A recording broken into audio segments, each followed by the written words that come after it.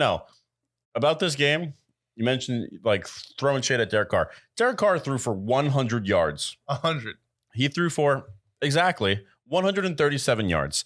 He completed 50% of his throws, and he threw 2 picks with 0 touchdowns. Realistically, the only offense that they got this last game was from Josh Jacobs, because Josh Jacobs at the moment is the best running back in football. Right. Yeah, he is. And there's no doubt about it. Other than that, the Raiders were pathetic. How do you have a 16-3 lead against somebody who has only been in the system for 2 games? 2 days, my bad, not 2 games. 2 days. And not only that, statistically, this year is the worst quarterback in football. Right. He comes to the LA Rams. Ever. Yeah. Ever. Not with Cooper Kupp. Yeah. Not with Allen Robinson. And his number 1 receiver is Ben Skoranek. If you asked me before the year who Ben Skoranek is, I wouldn't know. He wouldn't even have been an NFL player in my mind. He could have been a soccer player. He could have been a cyclist. He could have been a WNBA player for all I know. All I know is that I'm going to give credit to Baker Mayfield. Right. Because this is the first time in Baker Mayfield's career that he's had like a seriously great comeback where he actually he made some really nice throws. Yeah, I would say his first year in Cleveland, he had some of those comebacks. So nothing to this magnitude where really all the chips were on the table for Baker Mayfield and he was playing with house money. He hasn't been in the offense. So basically whatever he did, you couldn't really criticize him because it's like, well, if he looks lost, it's like, yeah, dude, he got off the plane on Tuesday. Of course he's going to look lost. But then you have him come out. And then you have him lead that comeback drive. And then you have players from the NFL supporting him. You had J.J. Watt tweet about Baker Mayfield, former Oklahoma teammate Kyler Murray. I don't know if they played together, but they're both from Oklahoma. You had him tweeting about Baker Mayfield. They were on the same team at one point. Yeah, and then you mentioned Ben Skoranek. It's just like when you hear the name Ben Skoranek, it's like we now have when I think about it, it's just like, now, a word from our sponsor, CEO of Viagra. Like, when I think of Ben Skoranek, it's like, it's kind of hard not to think of scrotum. Yeah. So it's just like, Baker Mayfield, the game-winning drive. It's like, who would have thought? No one could predicted this. If you did, you're lying.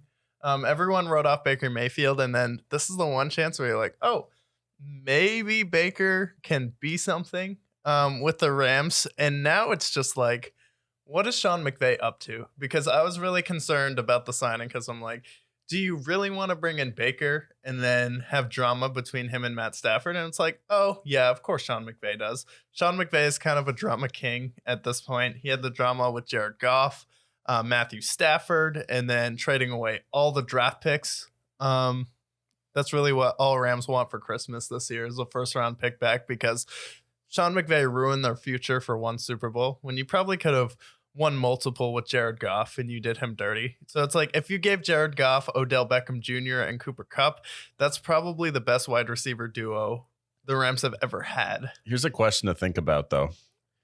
The Rams have no picks for the next, what feels like a decade. Right. And this year has been a colossal failure for them. Do they consider if Baker Mayfield, let's say he's got about 4 more games to play. Right. If he plays really well, he's younger than Matt Stafford. Mm-hmm. If he plays well, he could talk into the question that he played better than Matt Stafford this year because Matt Stafford looked pretty bad at one point. Right. Do they consider trading Matt Stafford, trading a bunch of other players? Because Aaron Donald could retire like he floated around last year. Mm-hmm. And then, you got the Cooper Kupps of the world too. You probably keep Cooper Kupp in this case. But you could trade like the Allen Robinson. It's not too late to get rid of Allen Robinson. It's not too late to trade some of the talent on defense, maybe a Jalen Ramsey of the world. Yeah. Do you consider if they're going to rebuild, they rebuild with Baker Mayfield, they trade Mathew Stafford, they get picks, and they retool for another run? I mean, maybe, but that's a lot of maybes because Aaron Donald would rather retire than be traded. So then really your only other assets with value are Cooper Kupp and Jalen Ramsey. No one wants Mathew Stafford.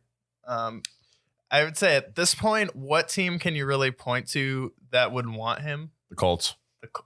It's the Colts, man. The Colts are always in the running for old quarterbacks. Yeah, that's true. So it's like you have the Colts, and then it's like, who else really? Because everyone else, it's like, if you want to contend, Matthew Stafford's not really the guy unless you have a defense that was as elite as the Rams defense last year with Von Miller, Aaron Donald, and Jalen Ramsey, Michael Brockers, all of those guys.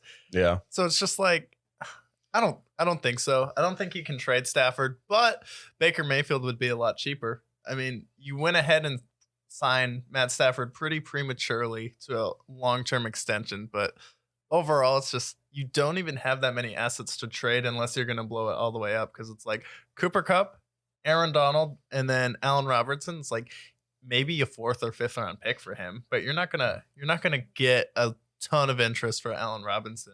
Yeah, Allen Robinson looks pretty washed the last 2 years, but with Jalen Ramsey, they probably get a first 4. Mm-hmm. With Cooper Kupp, they should get multiple first round picks. Right. They should get a Tyreek Hill level trade for him. Like a couple of firsts, couple of seconds. He's already signed for a number of years. So, but at the same time, if you're rebuilding, you want talent on the offensive side. If you're going to keep Baker Mayfield and they want him to be the future, why would you trade his best receiver? Yeah. You know, so the Cooper Kupp would be a hard person to trade. Not because he's not marketable, but because if you want a quarterback to play well, don't you want him to have one of the best receivers in the league, you know? Yeah, I would say for Sean McVay, he just needs to swing for the fences for a running back. And I feel like that's when the offense is at its best, is when they had Todd Gurley in an elite running game. So personally, if they're going to draft someone, they really need to find the next great running back, or maybe the Steelers are over Najee Harris, you swing for the fences for him.